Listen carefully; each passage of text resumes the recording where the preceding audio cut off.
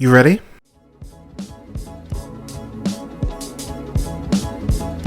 You're listening to the Real Pineapple Podcast Network.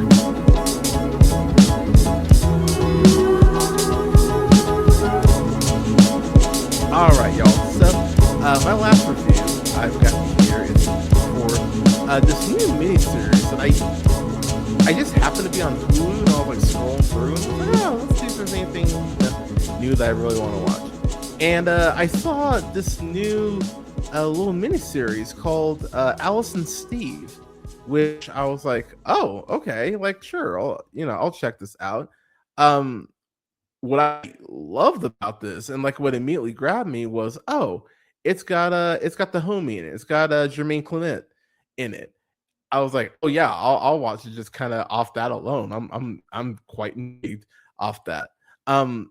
What I love about this show, and I really do mean love about this show, is it's from people who worked on Baby Reindeer, which as you watch this, you go, yeah, this makes sense. Like it makes total sense that the people um behind Baby Reindeer worked on this. Also, this is created by Sophie Goodhart, pardon me, who was a writer on Sex Education. And I was like, oh, that yeah, all right, that tracks. Just good grief. Yeah, she's fantastic. Yeah, bravo to her. But what I really love about this show is that you can see how she did Mind Blind Brother, or worked on that. Oh, she directed that. I really liked Mind Blind Brother quite a bit. That's the Jay Slate, Nick Kroll, Adam Scott movie, which that's streaming on HBO Max. If you haven't watched that, I would highly recommend. That's a good flick. But what I really liked about this movie or about this show is that it's a very I don't say it's a solid premise, but even though I think it is, but it's one of these things that as you're watching it, you go, this is something that would happen and it would just be so unpleasant to have to work through because this isn't really like a reach. And what I mean by that is something this catastrophic in this, like, what the fuck, this could happen. Like you could have a case of someone. I mean, I think we all know someone, or even if we're looking in the mirror, I think we all know someone who is slept with someone they shouldn't have slept with, or that definitely crossed a fucking boundary. And this show, as eh, as the concept is, it lays out in a way that you go, all right, this didn't feel malicious. This is just one of those things where, and I hate using this term, but it really did just happen. As I mentioned, Jemaine Clement plays Steve. Nicola Walker plays Eve. You know her from MI5, Unforgiven, Four Weddings and a Funeral, River, just to name a few. But Alice and Steve, they've been best friends for like 30 years. They go ahead and they get drunk because they are celebrating they're at a celebration of life for one of their best friends. And so, long story short, they get drunk. They a dog, or Steve's dog, ends up accidentally eating cocaine out of Alice's purse. And so because of that, they end up at a 24/7 ER. He ends up crashing at Alice's house, where he goes ahead and meets her daughter, Izzy, who's played by, I'm gonna butcher your name, I'm so sorry, Yali Tapul Margalit, who you know from a good girl's guide to murder, House of David, Finding Emily, to name a few. So get out of the way. She's gorgeous. She's fucking stunning, and she's actually very charismatic. Like like just the way she talks and the way she carries herself. She's quirky, but you could see how people just really like to just talk to her. And she ends up being up with Steve, and they end up hooking up. And the actual aftermath is so funny to me because what Alice did was fucked up. Like the fact she wasn't thinking about the fact that she had coke in her purse and that they had a dog with them. Like, girl, come on now. You gotta you gotta be on your shit more. Like, I know they were taking shots and shit, but that's not good. And even the vet is like, rightfully so, is like, hey, just so you know, dogs can't have drugs. So I was like, yeah, that's a good thing to remind them of. But I do appreciate the fact that they kind of lay that out, because if I'm being real and I am someone who is petty as fuck, I think that's a wash. Like, okay, you almost killed my dog because they ate your cocaine and I fucked your daughter. I think that's a I think that's a wash at this point. The problem is she loses it. Like, Alice loses it in a way that, like, I'm gonna be real, gets really gross. Cause there, like, she is completely justified in saying, fuck you, I never want to talk to you again. You fucked my daughter, what is wrong with you? Like, she's completely in her right to be pissed off. But the level of vitriol that she takes this to is so intense. There's a point in episode 2, and I will say that this is only 6 episodes, and the episodes are like 30 minutes a pop. So I got through this today, and it flies by too. Like, it's incredibly well paced. But Alice goes ahead and sets up this game night and invites Izzy and Steve and a bunch of Izzy's friends over, clearly as a trap to be like, you're too old, you can't hang with her friends. And she's bringing up all these like random things. Like, she brings up this the fact that he likes Woody Allen movies, and they're like, wait, what the fuck? Like, how do you like Woody Allen movies? And he's just like, well, he's a great director. Like, have you not seen Annie Hall? And they're just like, no, we haven't seen fucking Annie Hall. And and they cut to Alice, and she's just drinking her drink, like, oh, did I say something to offend? Pardon me. Like, it's so bitchy. It's so fucking bitchy. But one thing about Steve, he's incredibly charming, just like Jemaine Clement in real life, I'm sure. He is a smooth motherfucker. Like, as dorky as he is, and he says some shit that is dumb as fuck, and you're just like, dude, he has these moments where he is able to talk himself out of situations, and he really is so witty and good off the top. You're like, oh, like, you can see why people would crush on this guy. He ends up you end up seeing his ex too, that he was married to, Nancy, I believe her name is, and she's fucking gorgeous. I'm like, oh, okay, yeah, he knows what he's doing.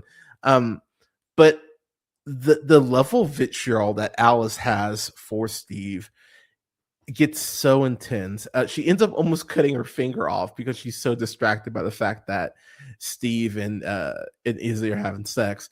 But the way the game night episode ends, and I won't even spoil it, but she says some shit that I don't know if you move past that. Like, that's something you may not talk to her for a couple years.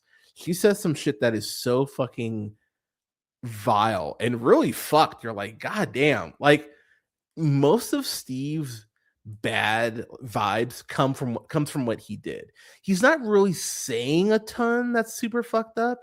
He really is absorbing a lot of what Alice says.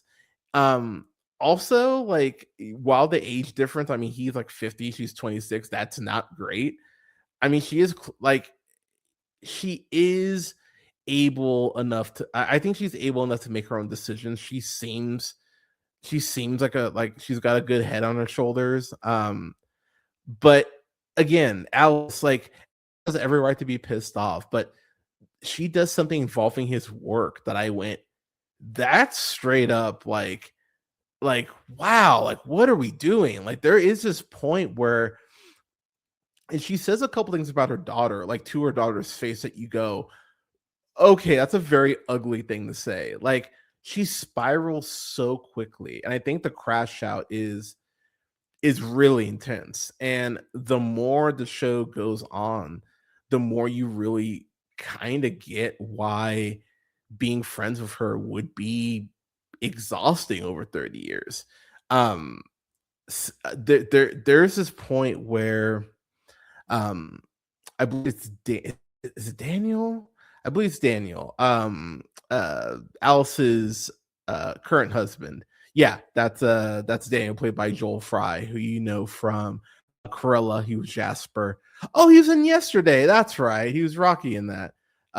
You don't know him from Game of Thrones, but he he's Alice's current husband, and she says some shit to him that I went, "Oh man, I would probably leave you if you said something to me like that." Like, there's a level of ick that she really does inhabit that I went, "Okay, girl, like yeah, you're going through something that's not fun, but goddamn, you're burning your whole world around you down because of this one thing that occurred." Um, it's really interesting and it's really sad how the spiral really does begin to affect everyone else. Dom, who is Alice's stepson, who's played by Tyrese Eaton Dice. He has this this poor brother. He has this breakdown because he has a crush on this person Rome, who's played by uh, I'm gonna butcher your name. I'm sorry. Uh,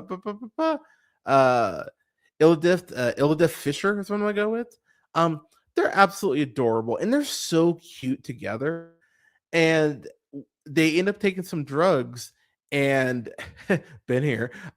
Dom is like confesses their love to Rome, and they have this whole conversation where they're like, "Oh no, I really hope this doesn't fuck shit up." And Alice and Rome have this great conversation about love and how love is partly depending on someone else, and how scary it is to open yourself up to allow someone to, potentially hurt you in that way. It's a scary notion, and it's really interesting how they have this very adult conversation about it. There's a lot going on in these 6 episodes, and I thought they actually did a pretty great job of resolving most things. There is a subplot that Daniel has that I don't want to spoil, but I found that really interesting. And like, I don't know, I wanted something a little more definitive in terms of that resolution, especially kind of where things go with Daniel and Alice. I just wanted something a little more concrete on that front. I think there is a fantastic I don't have his name here, but there's this dude who plays Izzy's ex, and he's fantastic. He's a fucking monster. Just the way he talks, like you would guard your drink around this dude. Like he's so fucking creepy and he's so uncomfortable. But the actor who plays him, tip of the cap to you, dude, because you fucking nailed that shit. He was great. Really, there is not a bad performance in this show. It's incredibly well directed. It's incredibly well paced. It's funny as fuck. It makes you cringe in all the best ways. Oh man, there's some of this stuff I can't talk about without spoiling it. So I'm not going to. Yeah, there's okay, this is one thing I will say. Alice, after she finds out Steve slept with Izzy, she says, and I quote, "You're piggy-eyed, big nose, ugly. Sorry, you're a piggy-eyed, big nose, big ugly fucking pedo loser, and I hope you fall out of your window and get pierced by your railing, and no one comes to your funeral." I was like, "Holy shit, girl!" Like, god damn. And it gets insane, and I mean that as a compliment. There are some places where this show goes that I went, "Damn, all right, like we're going here. Okay, I appreciate you're going this dark." This reminded me of the Benedict Cumberbatch, Olivia Colman remake. It reminded me of The Roses. Like, it's one of these shows where you're like, damn, like how much more are you going to ramp this up? And they really did find very clever ways to up the tension, up the ante. Had me just floored at points. And I thought the actual final episode. I thought the final episode was fucking great. I love where it. I love where it ended. Again, I won't spoil, obviously, but I thought the performances were great. I thought the ante that continues to get elevated was great. I really liked Izzy's friends who are in this. Um, I'm blanking on the name of her best friend. I don't think was it Val? No, that's the mom. Shout out by the way to Marcia Warren who plays Val, who's Alice's mom. You of course know her playing Queen Elizabeth on The Crown, and of course playing Penelope on Vicious. Which, if you have not watched Vicious, oh my god, please watch Vicious. But I dug this show so much. This was fucking fun. It was intense. It was funny. It's dark as hell, but I had a blast. This is a solid A for me, and hell yeah to this. Yeah, I can't wait to run this back. Honestly, I will say too, some of the dialogue that these characters are throwing at each other, some of the shade that is thrown, you're like, damn. One of my one of my favorite lines. I think it's episode 2. It might be episode 2. Maybe it's episode 1. But but Steve's at a card shop, like a Hallmark, and he's like, which one of these cards says sorry for sleeping with your daughter? And I was like, god damn, like none of them actually. It's the trivial pursuit scene, as I'm calling it. That's one of the most entertaining scenes in the whole season, and it happens episode 2. But each episode just ramps up and turns up the dial just a little more until it really gets to episode 6, where I think everything culminates so fucking well. Like I said, I did want just a little more clear resolution on some things, so that's why it's not like an A+ category or territory for me. But I still had so much fun with this, and I when I'm laughing and I'm cringing that much, you've done your job. So yeah, this is a solid A for me for Alice and Steve. But yeah, y'all, I'm gonna go ahead and get out of here. I'm gonna go get some cheesecake. But this weekend I will have reviews for Femme, Paris is Burning, as well as Heated Rivalry season 1. I'm so hyped to review all of those. So I'll have reviews coming for those. So please keep an eye out on your socials for that. You can find me pretty much wherever you listen to the podcast. You can find The Real Pineapple on SoundCloud, or actually not on SoundCloud anymore. Spotify, Apple Podcasts, Podbean, Stitcher, iHeartRadio, Spotify, Amazon Music, to name a few, at The Real Pineapple. You can find me on Blue Sky at realpineapple.bsky.social. Find the show on YouTube at The Real Pineapple. You can follow me on Instagram at jhunterreelpineapple, as well as on TikTok. And then follow the show on Facebook at The Real Pineapple and Real Pineapple Games. I will have reviews coming up this week, like I said, for Femme, Paris is Burning, as well as Heated Rivalry season 1. I'll have a review as well this weekend for Disclosure Day. I'm going to check that out on Thursday. I'm hyped to check out Disclosure Day, as well as I'll be reviewing. I'm going to try to check out Masters in the Universe. I'm going to try to get to that as well. But yeah, y'all, everyone, thank you so much for tuning in. Stay safe, take care of each other, give someone a hug, give someone a compliment. We could all use more positivity out there. And never forget, as always, to keep it real. Thank you so much, y'all. I will talk to you soon. Cheers.